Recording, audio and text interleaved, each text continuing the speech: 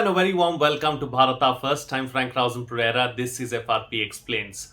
How open is the government to feedback and constructive criticism?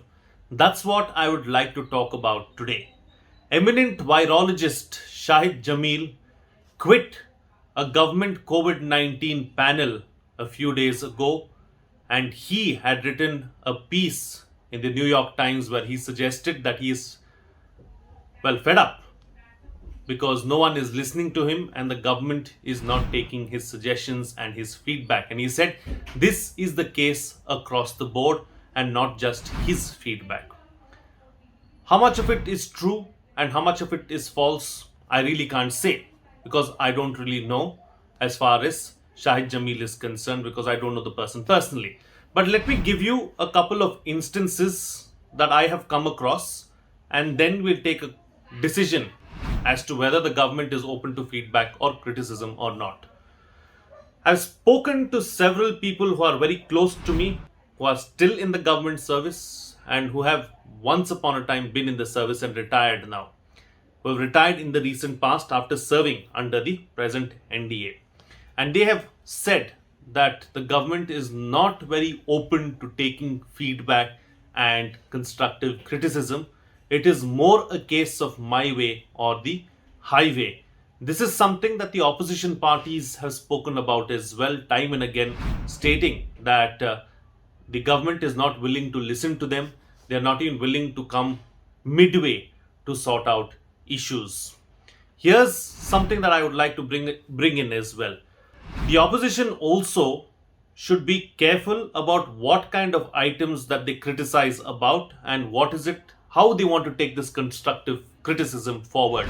It shouldn't be a case of throwing the spanner in the works each time just to halt something that the government is doing or a policy because they don't like it. Are they doing it constructively or or is it a blanket policy where they don't agree with anything that the government does? This is something that we need to look into as well. We should not put our projects and our policies on hold just because somebody else doesn't like it. That having been said, the government should be open to feedback and criticism, especially at a time like this when we are going through an unprecedented time. If you don't take feedback and criticism now, then when will you? We need to get out of this rigid mold and be willing to take some feedback from others as well. Those who are saying it have achieved something in life and that's why they are saying it. They're not saying it just because they don't like what you're doing. They believe that they are helping you out and by taking their feedback and criticism, we can be a better version of ourselves. That is what we need to focus on. That is what we need to do. If you look at the functioning of Parliament as well, we've seen of late that several of the bills and several of the legislations have been hurried through and rushed through, not really being discussed threadbare or thoroughly. The constitution mechanism that is there in place of parliamentary standing committees have barely or hardly been used unless it has really been pushed and unless there has been public outcry about a particular issue, it has not been sent to the parliamentary standing committees. This needs to be increased. The level of discourse in Parliament too has come down over the years. Not just now over the last 7 years, but over the years we've seen it coming down. There is no longer constructive discussion and debate that takes place in Parliament. This too needs to change because that is a place where laws are formulated, that is a place where big decisions are taken. So when we are doing it, we might as well take it in the proper way and by using proper methods and through the right channels.